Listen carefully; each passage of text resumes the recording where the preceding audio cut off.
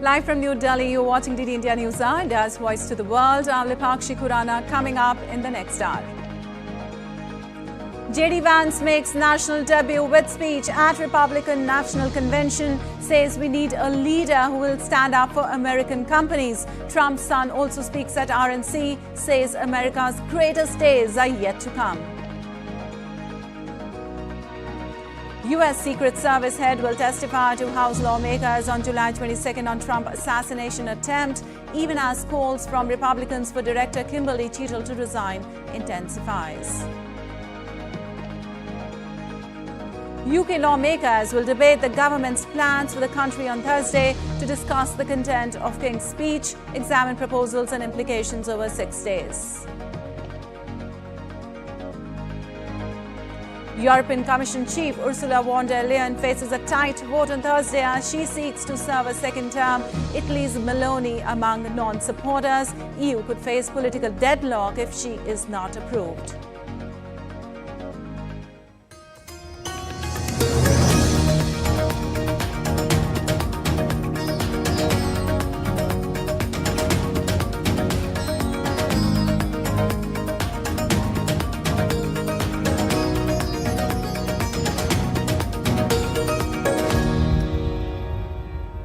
On to the details now. J.D. Vance was on spotlight today as he officially accepted the Republican nomination for vice president. Vance made the national debut with a primetime speech on the third day of the Republican National Convention. Amidst cheers, he said, we need a leader who will stand up for American companies. He also made clear that he believes Trump is the best choice for both the industrial towns and the rural agricultural areas across those states. Thank you, please.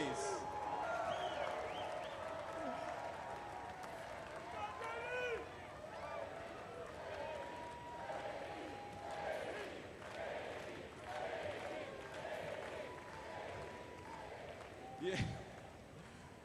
First of all, aren't I a lucky guy? Isn't she lovely? Isn't it amazing?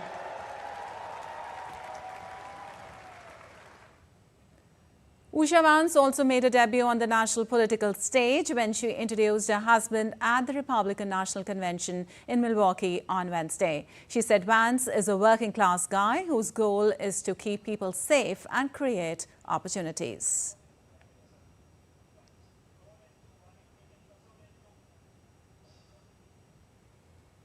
And his goals in this new role are the same that he has pursued for our family: to keep people safe, to create opportunities, to build a better life, and to solve problems with an open mind.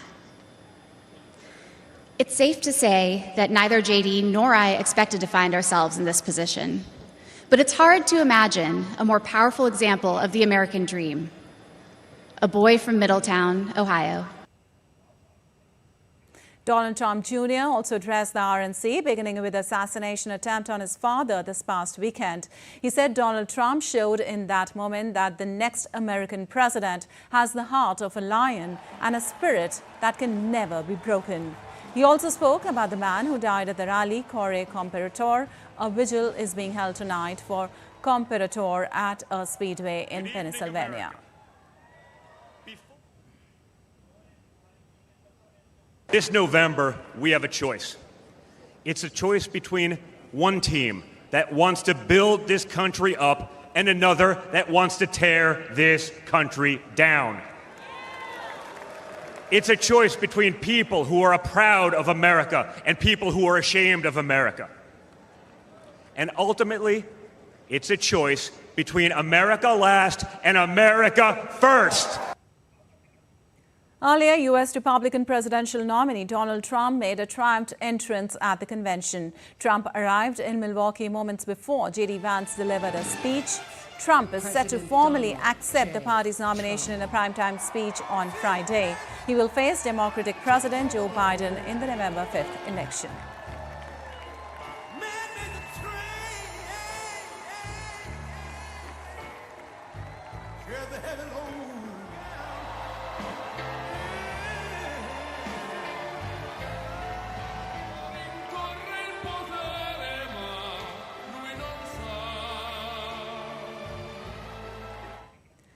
Meanwhile, latest fashion statement at the Republican National Convention include people donning fake ear bandages, a symbolic gesture of support for nominee Donald Trump by Arizona delegates.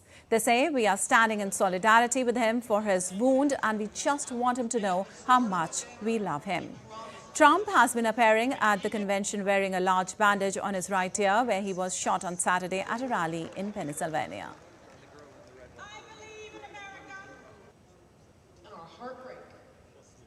And Benji Haya joining us live from Washington now. Benji, today an interesting day as 111 days to Election Day, and amid a huge applause and crowd on their feet, J.D. Vance made a national debut with RNC speech and officially accepted the nomination to be the VP. What were the highlights? He did. The new face, really, the millennial face of the MAGA movement, vowing to return Donald Trump to the White House, his first speech since being tapped as the former president's running mate, and he joins a growing list now of once Trump critics and rivals to unite behind the Republican Party nominee. This is an individual, J.D. Vance, who at one stage compared Donald Trump, his now boss, to Adolf Hitler. He now says that Mr. Trump is the man to deliver the hope, the aspirations, the prosperity that American voters are looking to get in 2024 and beyond. This was a speech with one main theme, really, and that is America first and the American dream. It was epitomized by the following sorts of phrases. We'll commit to the working man, J.D. Vance says. We'll fight for American citizens. We won't buy energy from countries that hate us, he says. We'll stamp every product with made in the USA. We'll build factories again. It was received by a rapturous crowd in which he presented this American First agenda. He railed against illegal immigration. He made a major pitch to blue-collar voters across this nation, saying that President Trump represents America's last best hope to restore what, if lost, may never be found again. He continued to say, a country where a working-class boy born far from the halls of power can stand on this stage as the next vice president of the United States.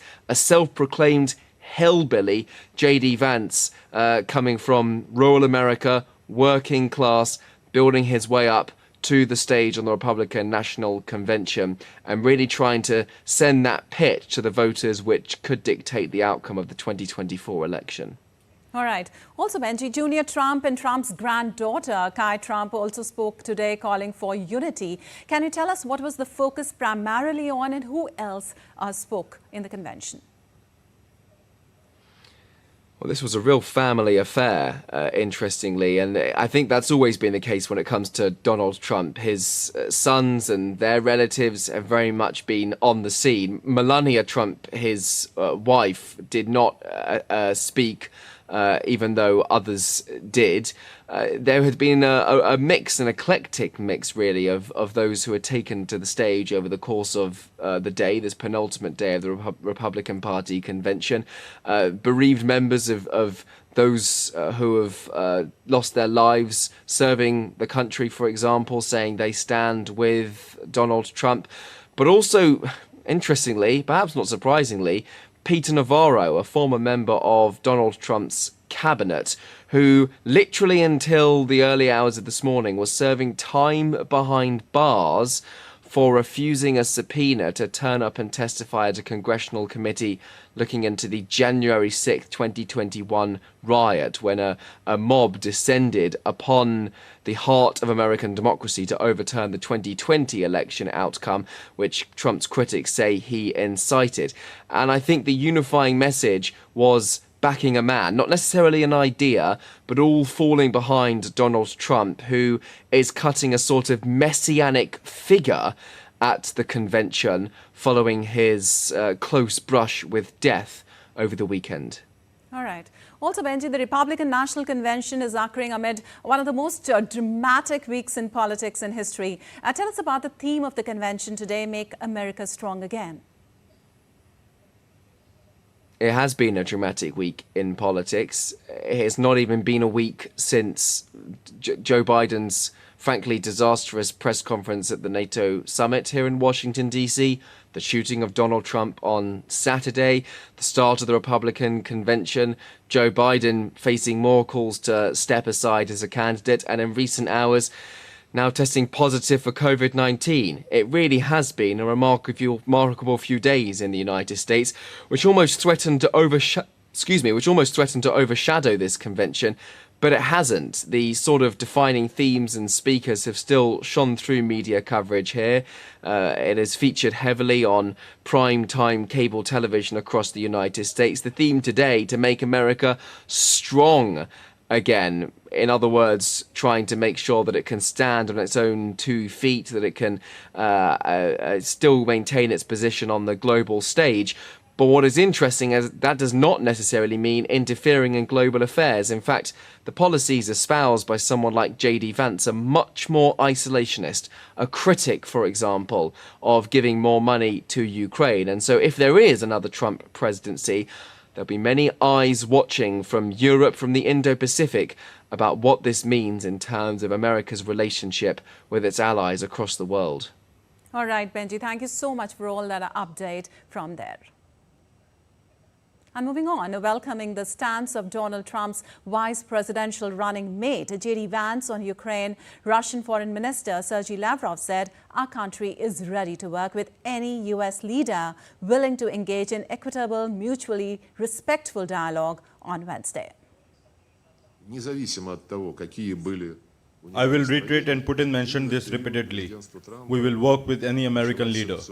We will remain ready to work with any US leader who the US people elect and which the leader will be willing to engage in equitable, mutually respectful dialogue. I wish to recall once again what I stated during the Trump administration. Despite the very serious sanctions, there was still dialogue underway, and this is useful in any case.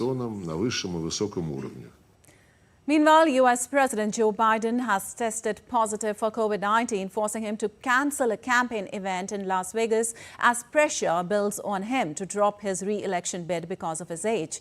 White House Press Secretary Karine Jean-Pierre said Biden would not be able to speak at a scheduled event in Las Vegas due to the diagnosis. The White House said Biden was experiencing mild symptoms and will fly to his home in Delaware, where he will self-isolate and continue to carry out all his duties fully. The president's diagnosis comes amid intense scrutiny of his health and stamina after his fellow Democrats want him to drop his re-election campaign. And U.S. Secret Service Director Kimberly Cheatle has agreed to testify before the House of Representatives Oversight Committee on July 22nd for a hearing related to the shooting of former President Donald Trump at a rally. Security at the Republican presidential candidate's rally has been under scrutiny, and a number of lawmakers have raised questions about it. The FBI said it was probing the shooting as an assassination attempt. Meanwhile, calls for Cheatle's resignation have intensified, with House Speaker Mike Johnson and other Republicans adding their names to the list. Johnson said on Wednesday he will create a special bipartisan task force to investigate the shooting. The agency is also facing an inquiry by the Department of Homeland Security's Inspector General. President Biden said on Sunday he was ordering an independent review of how security was handled at the rally. And still to come, indeed, India News Hour. U.S. announced a termination of its floating piers near Gaza coast. Aid's delivery might be affected.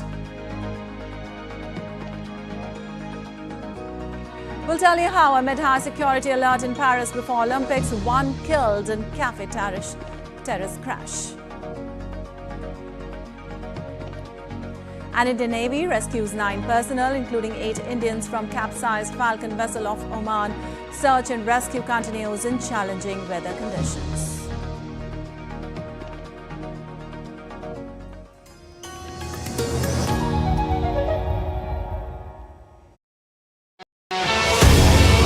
As the world gears up for the biggest sporting extravaganza, Olympics 2024, we at DD India are all set to bring you reports, reactions and all the latest action from Ground Zero.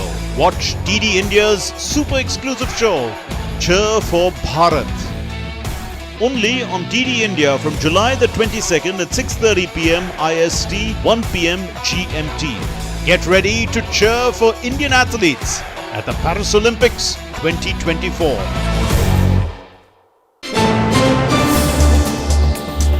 Voice of a rising aspirational world. Stories of challenges, struggles and accomplishment. A world battling conflict, hunger and poverty. Embracing growth, development, science and technology. A voice of progress, a voice of unity. Watch Voice of the Global South with me, Akshay Dongre, only on DD India.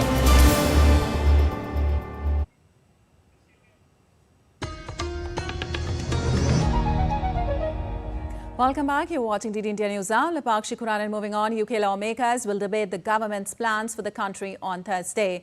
It'll be the first time most of the policies announced during the King's speech and Keir Starmer's address to Parliament will have a chance to be scrutinised by MPs. DD India's Stuart Smith reports for more from Westminster in London. The King and Prime Minister have outlined the measures the government will take in this new session of Parliament. Now, lawmakers will spend their first full day debating what has been promised. The vast majority of what's been announced was based on the Labour Party's election manifesto, but the detail of the bills being brought to Parliament provides the first chance to see what exactly is being proposed. While former Prime Minister, now opposition leader Rishi Sunak was already taking Labour to task over some of its bills on Wednesday, he says the Conservative Party will not oppose the government for its own sake. Changes to football governance and measures to reduce smoking were bills brought over from the Conservative government. Other bills proved more controversial.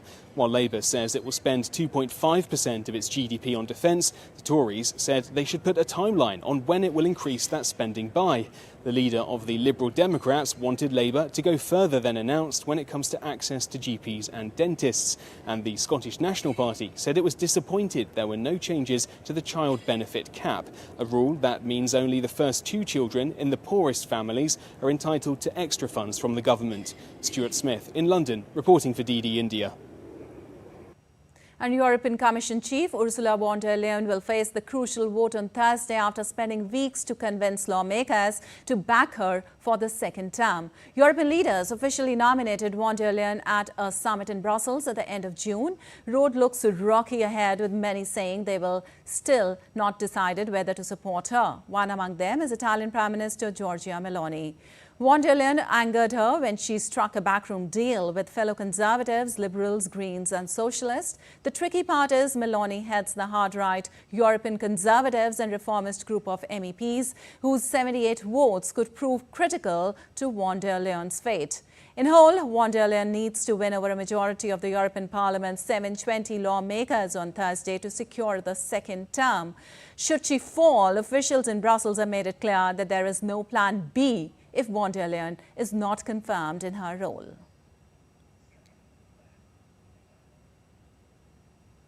And in a major blow that might affect the flow of humanitarian aid's delivery to conflict-torn Gaza, the U.S. military has announced a termination of its floating piers near Gaza coast. In a news briefing on Wednesday, the U.S. Navy Vice Admiral Brad Cooper, who's also the Deputy Commander of U.S. Central Command, said that the maritime search mission involving the pier was complete and there was no further need to use the pier. The pier was operational for about 20 days and nearly 20 million pounds of aid was delivered to Gaza through this pier. Cooper said efforts to distribute aid to Gaza arriving by sea would now shift to the established port of Ashdod in Israel.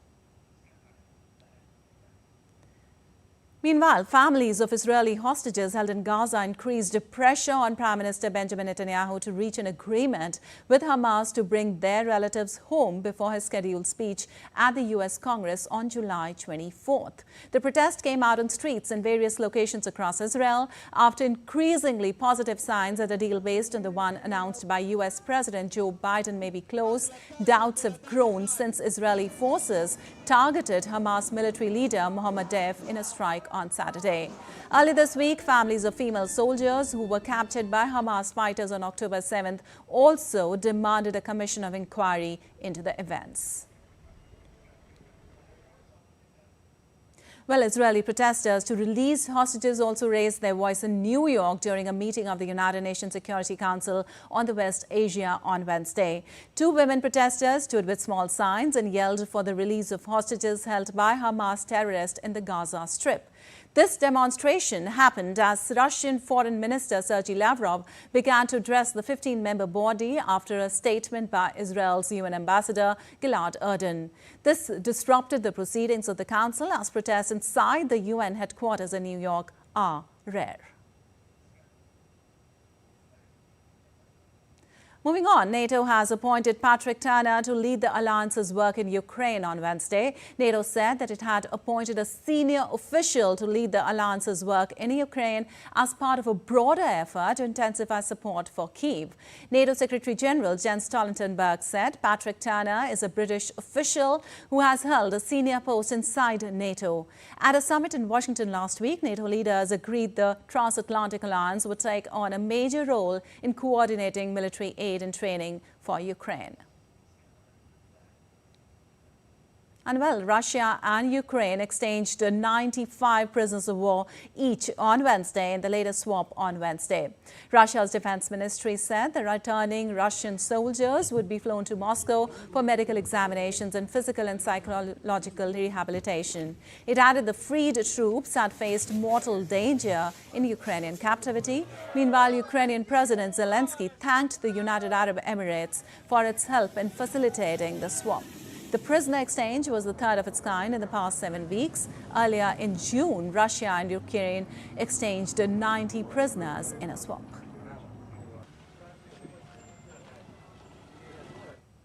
An Indian Navy's mission-deployed warship INS Teg rendering SAR assistance for the capsized oil tanker MV Prestige Falcon has rescued 9 personnel, including 8 Indians. The MV had capsized about 25 nm southeast of Ras Madraka, Oman on Monday, and SAR efforts in coordination with Oman authorities are in progress since the next day. The MV is reported to have had a total of 16 crew, including 13 Indians and 3 Sri Lankans. The search and rescue by Indian and Omani assets is being undertaken in challenging weather conditions as the area is experiencing rough sea and strong winds. Indian Navy's long-range maritime reconnaissance aircraft P-8I is also assisting in search for the survivors.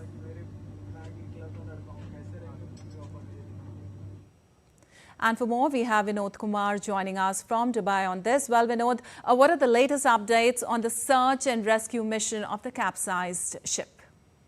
Hi, Lipakshi. Let me give you a timeline of what happened. This ship was first reported to be capsized on July 15th, and Oman Maritime Security Center and the Royal Oman Navy has taken the lead in the search and rescue. This Comoros flagged tanker capsized 25 nautical miles southwest of Ras Madraka near the port town of Dukkam. Meanwhile, the Indian warship INS Teg, a Tower-class frigate of the Indian Navy, was carrying out an operational turnaround in the same area, and it was directed for the search and rescue mission on July 15th itself. This warship had located the capsizing oil tanker on July 16th in the morning. This crew consisted of 13 internationals and 3 Sri Lankan nationals, and fortunately, this INS Teg had successfully found 10 crew members of this oil tanker. 9 were found alive. Among them, there is 8 Indians and 1 Sri Lankan. 1 was tragically found to be deceased.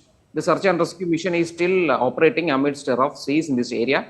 The weather in this Indian Ocean in this area is it's not conducive for a search, and INS Teg is doing the search despite these challenging situations. And how this search and rescue, the nature of the search and rescue was that the survivors were found in a life raft.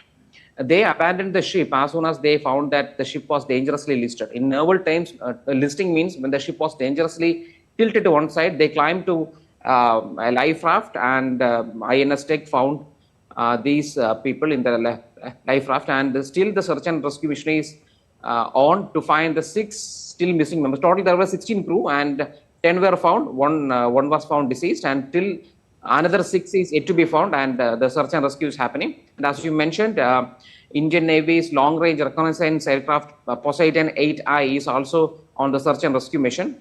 And it should be noted that India and Royal Oman Navy has signed an MOU on September 21st for this kind of missions for sharing information on whitelisted ships in this area. All right. Thank you so much, Vinod, for all that update from there. And now let's take a look at other stories making news around the world. One person killed and 6 others injured when a motorist ploughed a vehicle into a cafe terrace in the Olympic host city Paris on Wednesday evening. The driver of the car has been arrested and an investigation has been launched. France is on high security alert ahead of the Paris Olympics that start on 26th of July. An aircraft that had made an emergency landing on an Argentine mountain was rescued successfully. The aircraft had to land on a frozen lagoon in the province of Chubut on June 29 due to technical problems. Its operator was rescued a day later. The Netherlands commemorated the 298 victims of flight MH17 that was shot down over Ukraine in 2014 with a ceremony on Wednesday. During the ceremony, the loved ones read aloud the names of all the victims. The event was attended by the bereaved and representatives from Malaysia, Australia, the UK, Belgium and Ukraine. All passengers and crew on board were killed.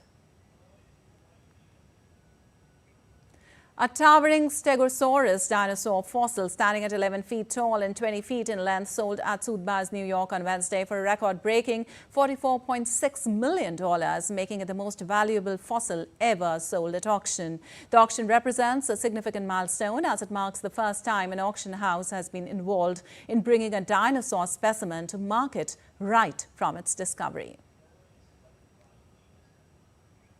The downtown of Sisters in U.S. Oregon covered in colorful quilts. This is a unique spectacle that has to be seen by all enthusiasts of fiber arts. The Sisters Outdoor Quilt Show takes place on the second Saturday of July since 1975 in the beautiful setting surrounded by the Cascade Mountains. Visitors can see more than 1,000 quilts scattered across the city's buildings and fences, representing various styles and stitches. This year, people in quilts arrived not just from multiple states, but also from Canada and Australia. And still to come on DD India News Hour. Security forces continue operations to track down the terrorist in Doordarshan district of Jammu and Kashmir. India plans to more than double its airport count to 300 by 2047 on the back of an 8-fold increase in passenger traffic. And we celebrate the life and legacy of Nelson Mandela on his birth anniversary.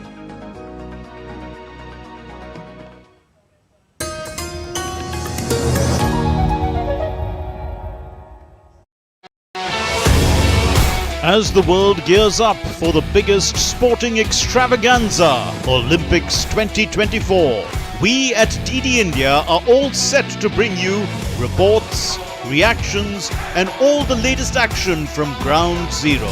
Watch DD India's super exclusive show, Cheer for Bharat. Only on DD India from July the 22nd at 6:30 p.m. IST, 1 p.m. GMT. Get ready to cheer for Indian athletes at the Paris Olympics 2024.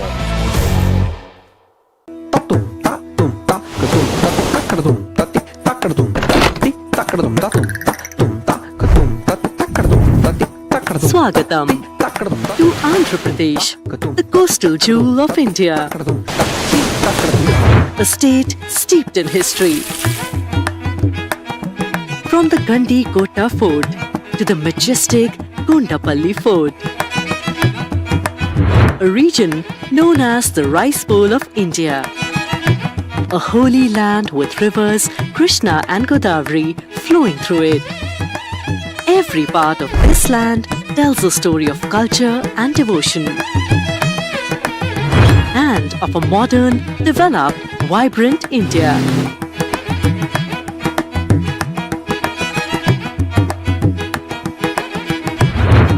The graceful Kuchipudi and exuberant Dhimsa showcase the artistic brilliance of this land.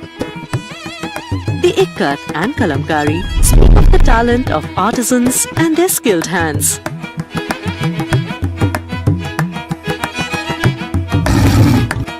A natural concoction that unites people in the spirit of Vasudhaiv Kutumbakam.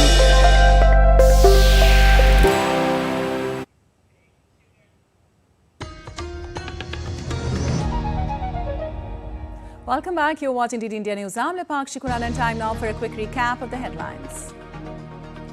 J.D. Vance makes national debut with speech at Republic National Convention, says we need a leader who will stand up for American companies. Trump's son also speaks at RNC, says America's greatest days are yet to come.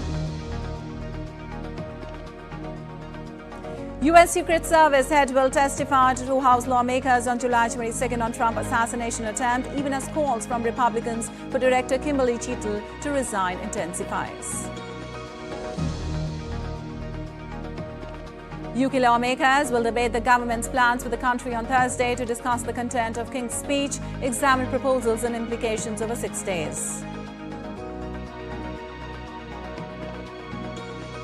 European Commission Chief Ursula von der Leyen faces a tight vote on Thursday as she seeks to serve a second term. Italy's Meloni among non-supporters. EU could face political deadlock if she is not approved.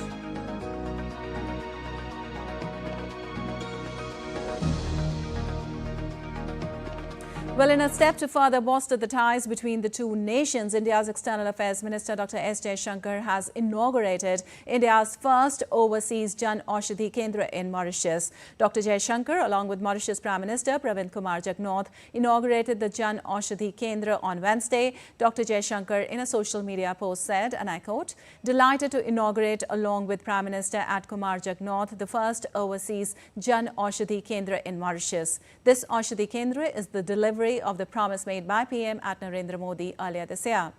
He further added the Indian-Mauritius Health Partnership Project will supply cost-effective, made-in-India medicines to augment public health care and enhance well-being.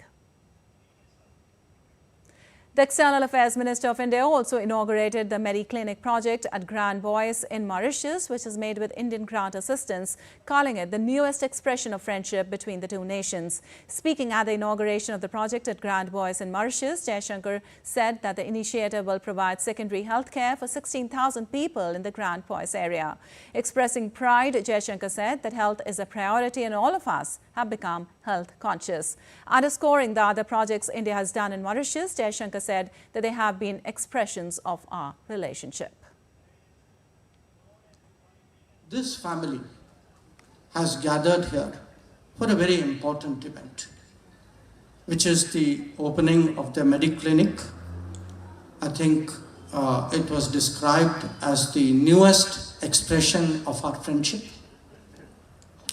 And I'm told it will provide secondary health care for 16,000 people of Grand Bois area. And we feel very proud to be a partner in this collaboration. And moving on, search operations continue for third day in Jammu and Kashmir's Doordarshan district. The village defence guards are reported to have exchanged fire with terrorists at Kalan Bhata last night and in the wee hours of Thursday during the ongoing anti-terrorist operation in the Desa forest area. 4 army personnel were martyred during the intervening night of Monday and Tuesday there. Army, paramilitary forces and police are carrying out intensive search operation using helicopters and drones. There are no reports or official confirmation of any casualties in the latest exchange of fire so far.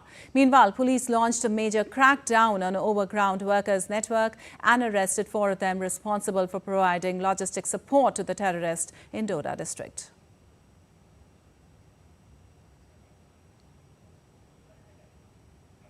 And for more, we have Tahir Nadeem Khan joining us from Doda. Well, Tahir, the counter-terrorism operations are underway. Search for the terrorist continues. What is the latest?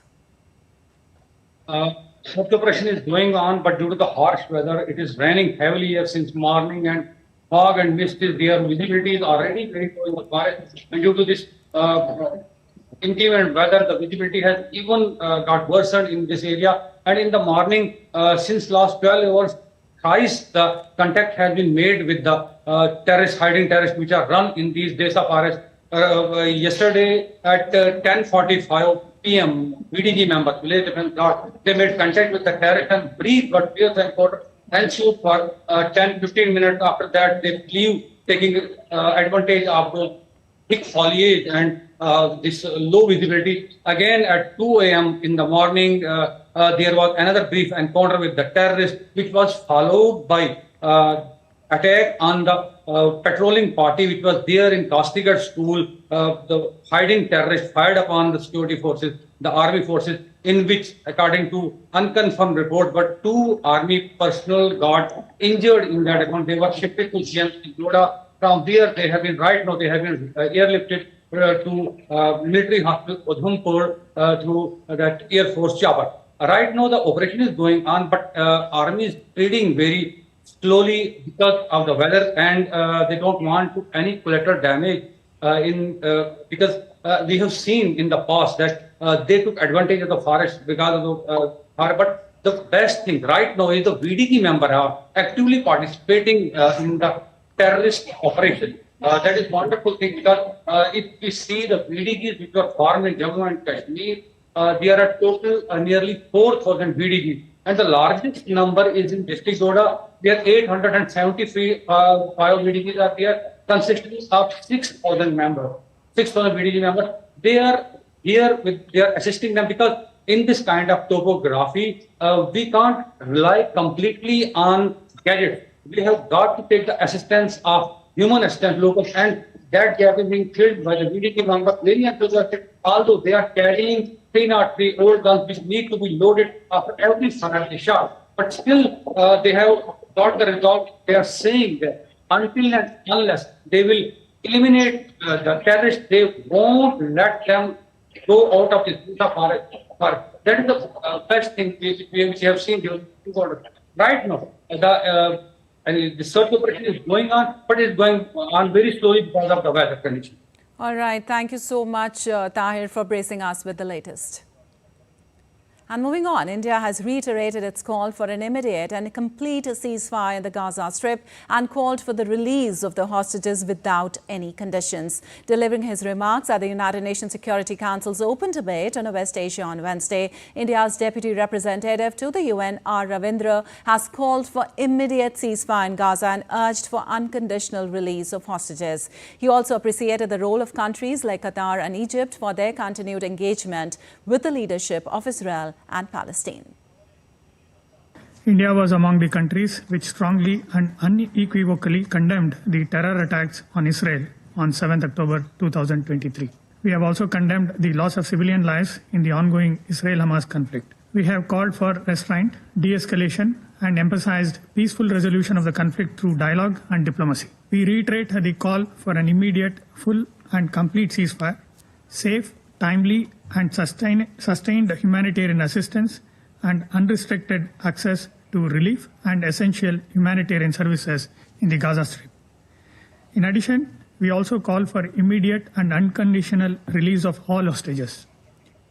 Well, the authorities of the Jagannath Temple in Puri imposed restrictions on the visit of devotees for Thursday as valuables from the inner chamber of the treasury will be shifted to a temporary strong room. The valuables include precious gems and jewelry, statues of rare metals, gold and silver coins, crowns and other expensive ornaments. The officials said shifting was necessary to carry out conservation work inside the chamber. Information about the treasure troves will be revealed to the people during the counting of gems. Earlier, the temple was reopened on July 14th after 46 years for preparing an inventory of valuables and the repair of its structure.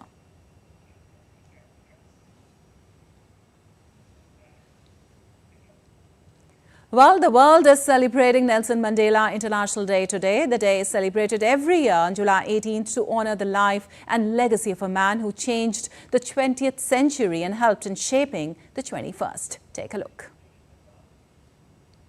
July 18th is the day when the world comes together on Nelson Mandela's birthday to honor his life and legacy and his long battle against racism, through which he became symbol of protector of human rights and of hope for the poor. Mandela Day is a global event with an international call to action, urging individuals and communities worldwide to dedicate 67 minutes to serving others.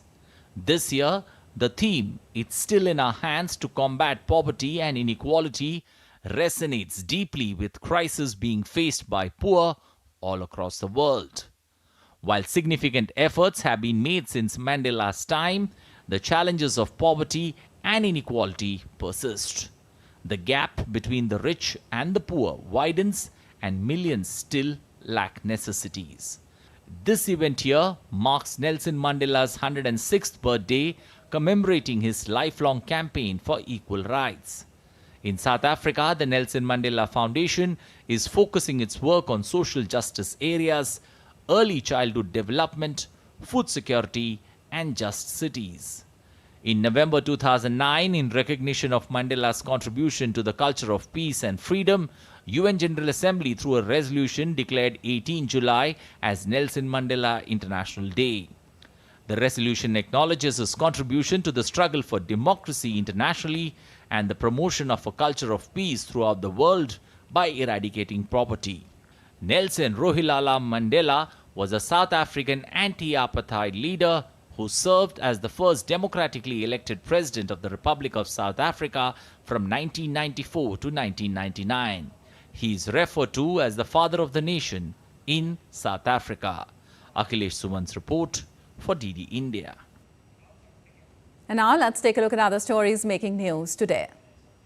The Indian Coast Guard rescued a stranded Indian fishing boat with 11 people on board off the coast of Kerala on Tuesday. The vessel was in a critical condition due to flooding from a hull rupture and was swiftly located by the ICG. The boat was subsequently handed over to the Fisheries Department. 4 people were killed and 3 others went missing in a massive landslide on Wednesday in the South Indian state of Karnataka. 7 people include 4 members of a family. The landslide was triggered by heavy rains in Ankola Taluk. The Supreme Court will hear today the petitions demanding reconduct of the exam due to alleged irregularities in the National Eligibility Cum Entrance Test. A bench headed by Chief Justice of India, D.Y. Chandrachud, will hear about 40 petitions related to NEET in the Supreme Court. The court will also hear the petitions filed by the National Testing Agency. Pune Police has served a notice to probationary IAS officer Pooja Khadekar to come and record her statement regarding her complaint of harassment against Pune District Magistrate Suhas Devase. The trainee officer has been recently embroiled in controversies regarding her entitlements. And still to come on DD India News Hour. We'll show you worsening wildfires ignited by a lightning strike in Sequoia National Forest in California. And in tennis, Sumit Nagal to face Argentina's Mariano Navone in the men's single round of 16 in Sweden Open.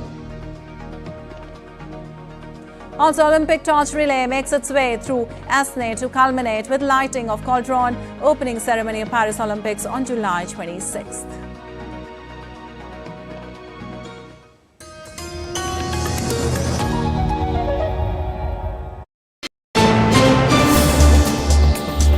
Voice of a rising aspirational world. Stories of challenges, struggles and accomplishment. A world battling conflict, hunger and poverty. Embracing growth, development, science and technology. A voice of progress, a voice of unity. Watch Voice of the Global South with me, Akshay Dongre, only on DD India.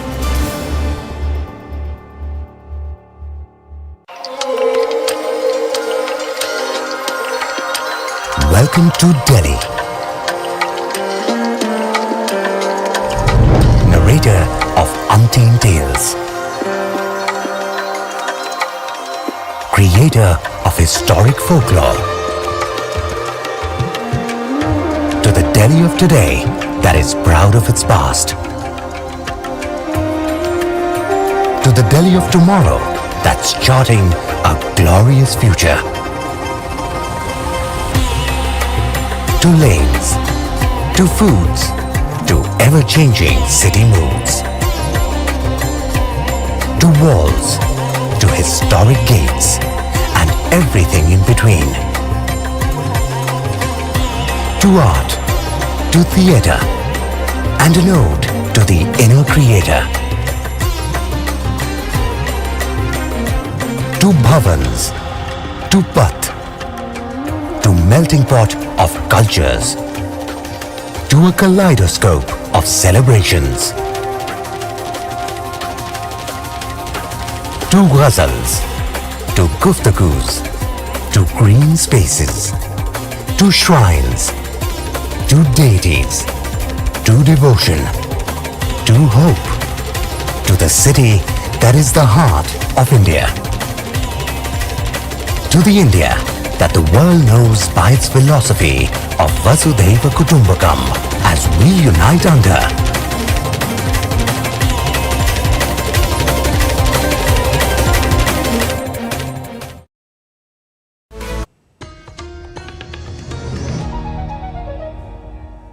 Welcome back. You're watching DD India News. I'm Lepakshi Khuranan, and now some weather updates. The flood situation in Assam continued to improve on Wednesday as water level across major districts was receding. The Regional Meteorological Centre in Guwahati predicted no rains for the next 2 days. However, flood-like situation arose in Golpara after rise in level of Brahmaputra River. Presently, 15,000 inmates are taking shelter in 122 relief camps across the state.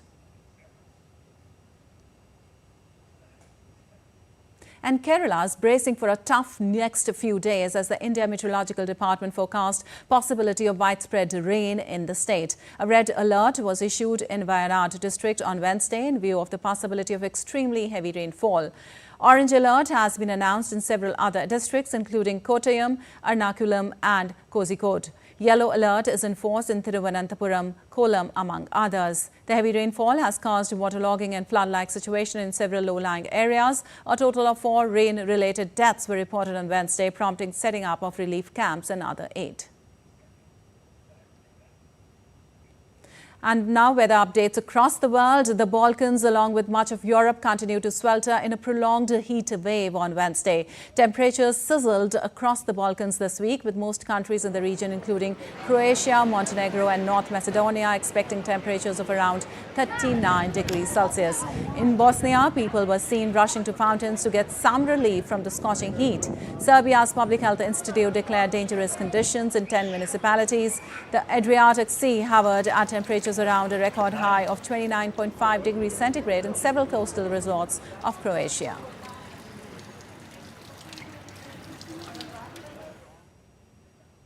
And a time-lapse video has captured the dramatic spread of worsening wildfires in the Sequoias National Forest in Tulare County of California.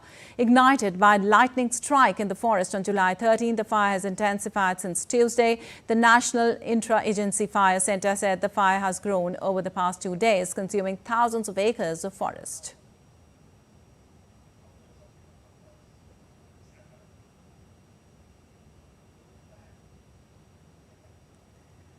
Meanwhile, North Macedonia, backed by firefighting helicopters from Serbia, battled a wildfire in a mountainous south region on Wednesday. The blaze near the town of Negotino scorched areas of bush and woodland close to the highway. Firefighting resources from neighboring Serbia as well as Croatia, Slovenia and Turkey will be deployed to help combat the fires. Early on Sunday, the country declared a state of emergency due to the forest fires. In a report, the World Bank warned that Western Balkan economies need to invest to safeguard people and property from the effects of climate change.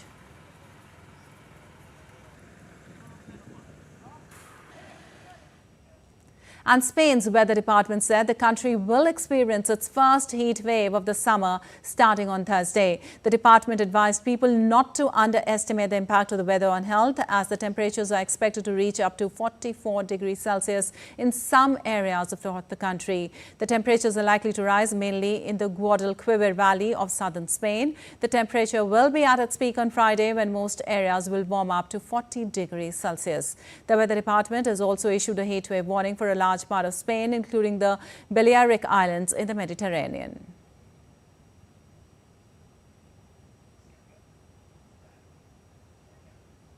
Well, you're watching DD India News. Time now for some sports news. India's star tennis player Sumit Nagal will face Argentinian world number 36 Mariano Navone in the men's single round of 16 in Sweden Open on Thursday. Earlier, Nagal defeated Swedish Elias Yama 6-4, 6-3 in the round of 32 clash. However, in the men's double clash, French duo Alexandre Muller and Luca Van Aste defeated the Indian-Polish pair of Sumit Nagal and Karol Zarwicki in straight sets. Meanwhile, Nagal achieved a new career high ranking of 68 in the men's single category in the latest ATP rankings. Meanwhile, Argentine Thiago Agustin Tirante upset top seed and defeating champion Andrei Rublev in 3 sets at the Swedish Open on Wednesday. The 23-year-old world number 121 claimed a 7-6, 3-6, 6-4 win over his Russian opponent to advance to a maiden two-level quarter-final. Meanwhile, Wednesday at the ATP 250 event in Bastard saw the tournament lose its top 2 seeds as earlier Casper Ruud lost to Brazilian Thiago Monteiro 6-3, 6-3. And ahead of the upcoming Paris Olympics 2024, security officials in Paris have said that around 45,000 police will secure the July 26th opening ceremony, which is likely to have around 300,000 spectators and over 100 heads of state and government.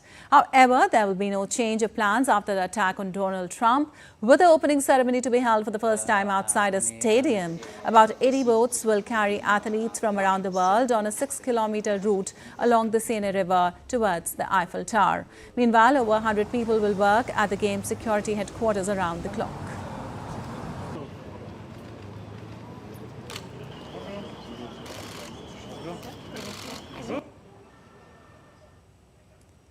Well, the Olympic torch relay made its way through the department of Aisne on Wednesday. Stage 59 of the relay saw torchbearers start in Château-Thierry before finishing up in Saint-Quentin, where French kickboxer Emily Mathieu lit the cauldron.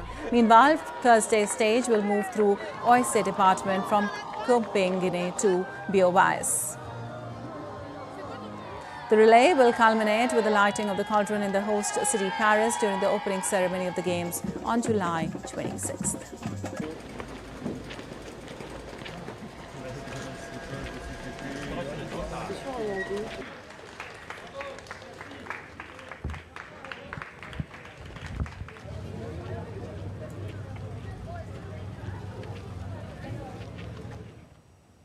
And in swimming, Canada High Performance Director and National Coach John Atkinson has questioned whether the processes involved in reviews like that of the Chinese doping case are right, opposed to the processes simply being followed, even if flawed. On July 9th, an independent investigation found that the World Anti-Doping Agency did not show favoritism in the case of 23 Chinese swimmers who tested positive for banned substances and were cleared to compete in the Tokyo Olympics in 2021.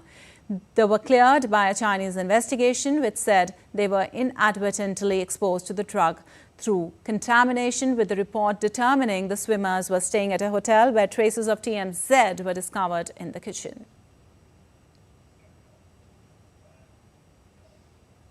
And in unique, largest ever exhibition of its kind, more than 14,000 objects collected, created or customized by British hobbyists are on display, exploring the UK's hobbies. Titled Come As You Really Are, the exhibition is held in Croydon's Grants building and opens on July 18th. Take a look. So it's set out like this.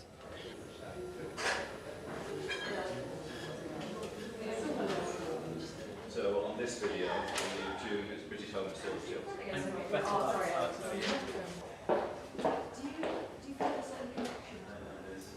just amazing. The art is just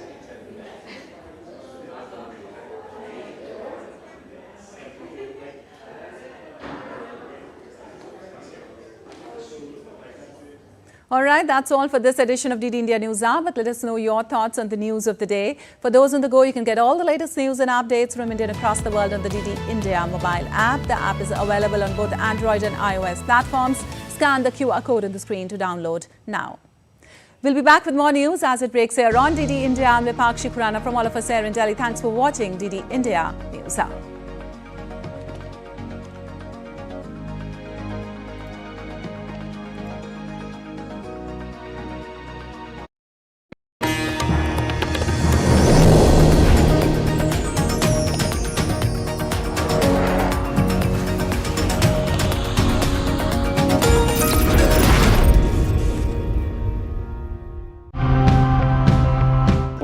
still enough food for everyone.